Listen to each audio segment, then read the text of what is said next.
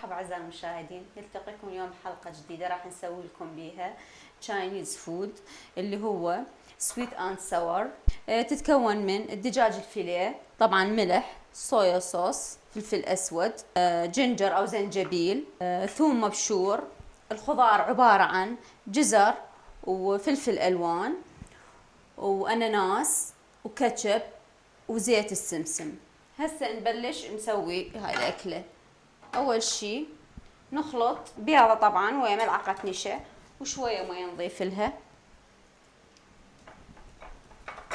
نحط شوية فلفل اسود، نتبل البيض وشوية ملح، نخلطهم.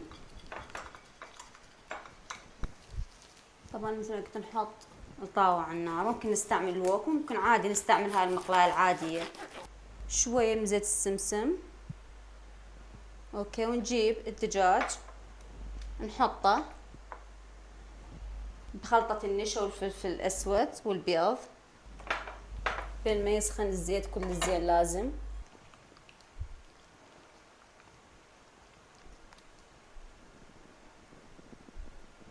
نصفيه ونحط طاسة حامية شوية،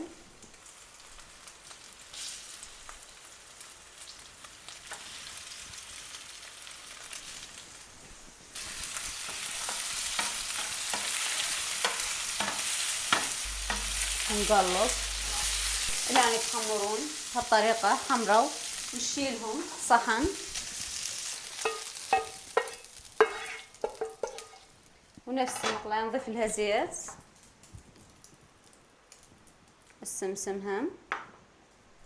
اوكي، نضيف ملعقة من الجنجر، الثوم، نقلبهم شوية.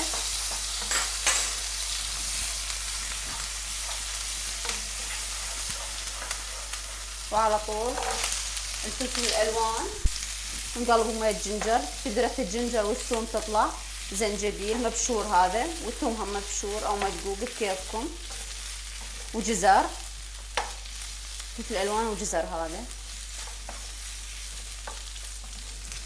إلى أن تذبل الخضار شوية.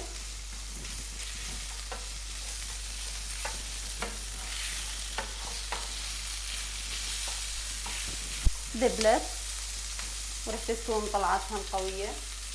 هسه شنو نحط؟ الكاتشب.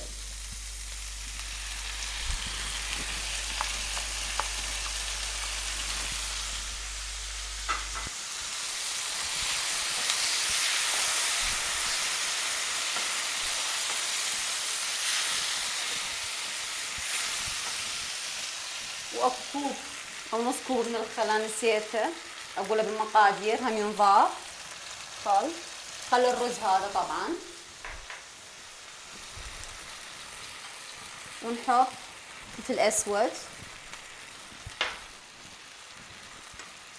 والصويا صوص، المكون الاساسي تشاينيز، طبخات تشاينيز كلها صويا صوص.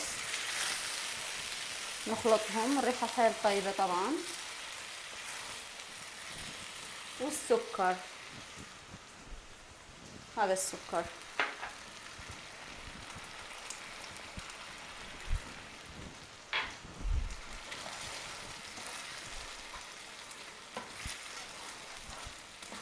نقلبهم،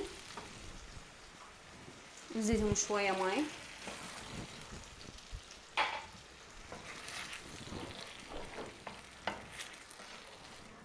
شوف الوان شلون حلوة صارت، الجزر والفلفل الالوان.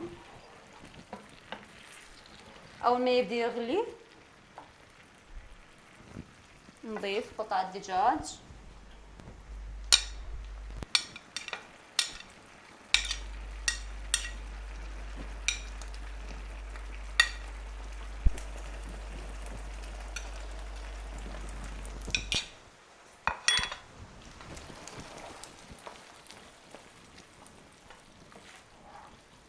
شوف شلون صاروا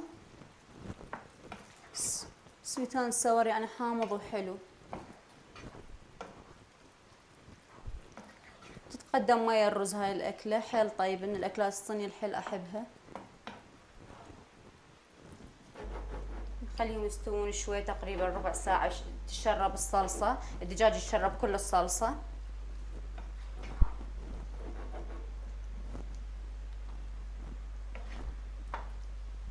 آخر شي نحط الأناناس.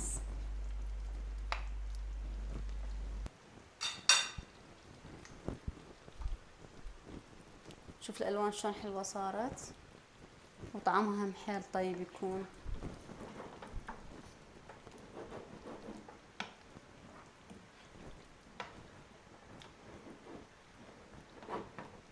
ممكن نشدها بملعقة نشا مذوبة بربع كوب مي، وممكن لا، يعني صارت كثافتها زينة اعتقد هيجي، ما تحتاج يعني ملعقة نشا.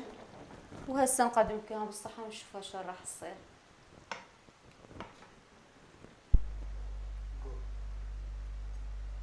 وهذا صحننا تنصب بألوان الحلوة وريحتها الطيبة.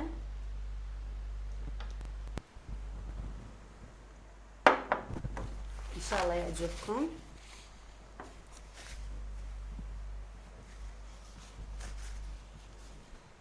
حياته. هسه نسوي الصحن الثاني.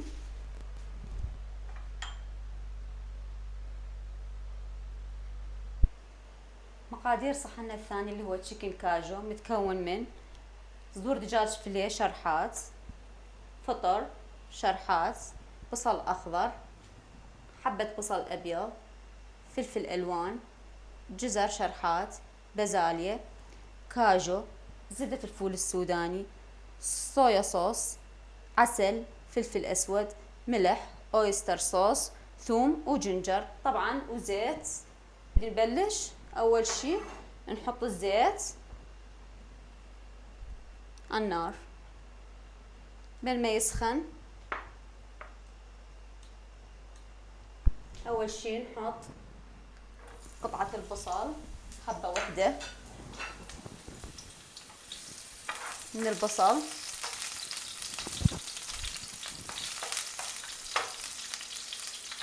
نحط الدجاج الفيليه،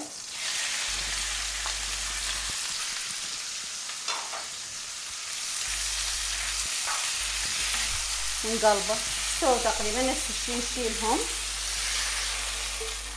نحطهم على جنب. ونفس الطاوة والمقلاة نحط شوية زيت،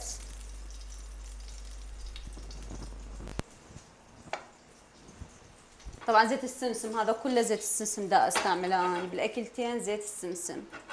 الى ان يسخن شوية نحط شوية جنجر مبشور وثوم،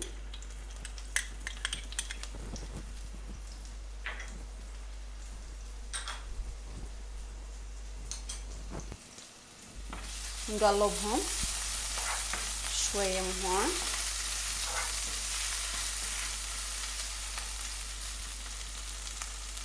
نحط الفلفل الألوان سلايز كله، والجزر هون نقطع كله نفس الشي نفس الشكل. ألوان الربيع كلها ألوان حلوة. نقلبهم إلى أن شوي يستوون أو يذبل الفلفل.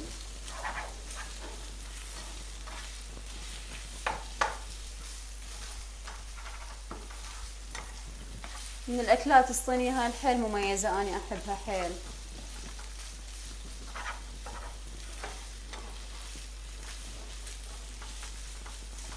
ما تاخذ وقت طبعا، بكل سهولة تسووها، ما تاخذ وقت الأكلتين، ما تاخذ وقت هواي. ممكن فطر فريش، ممكن فطر الصيني تستخدموه، الأكل مجفف المتوفر عندكم. نقلب. طبعا هم يحبون دائما الاشياء نص مستويه، مو مستويه تقرش يعني او تقرب، مو تستوي. احنا العرب نحب الاشياء تستوي، ما نحبها نص. هم على النص يعني خضارهم اكثر هنيه ياكلوها، طبعا فائدتها تكون اكثر وصحيه اكثر، بس احنا ما نحب العرب، ما نحب ناكل خضار ما مستويه زين. وريحة الخضار طلعت حلوة، والبازاليا، ورش الأخضر شوية تقريبا بالملعقة،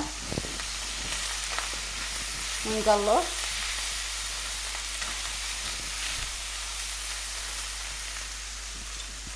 نتبلهم طبعا بالفلفل الأسود والملح اوكي، والاويستر صوص، نحط الصويا صوص،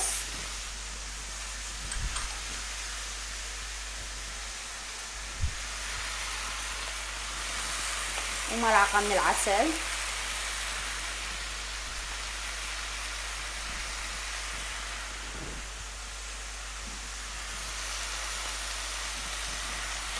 نقلب.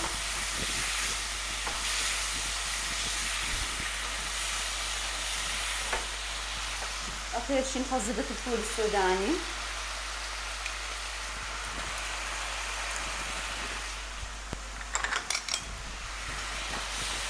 نحركهم. زبدة الفول السوداني تعطي طعم ونكهة مميزة.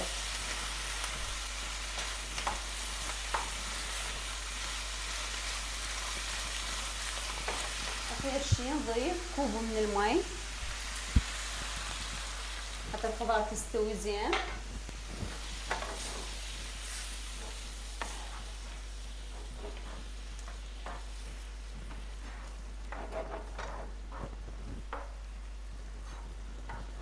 اول ما يغلون نضيف لهم الدجاج اللي بعده نص مستوي ما مستوي كامل.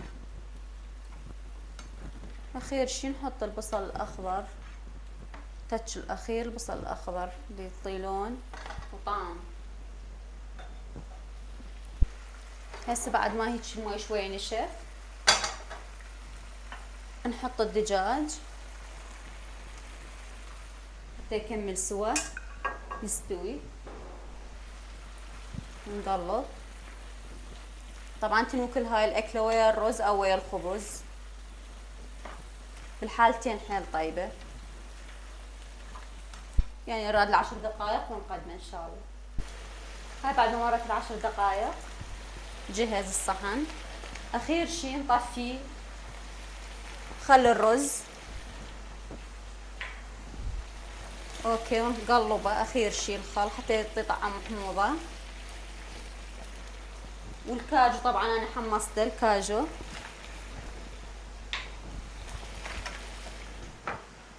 تقريبا ربع كوب من البصل الاخضر. وهذا جهز الصحن. هذول صحوننا لليوم، تشيكن كاجو سويت اند ساور. ان شاء الله يعجبكم. نلتقيكم بحلقة جديدة، الى اللقاء.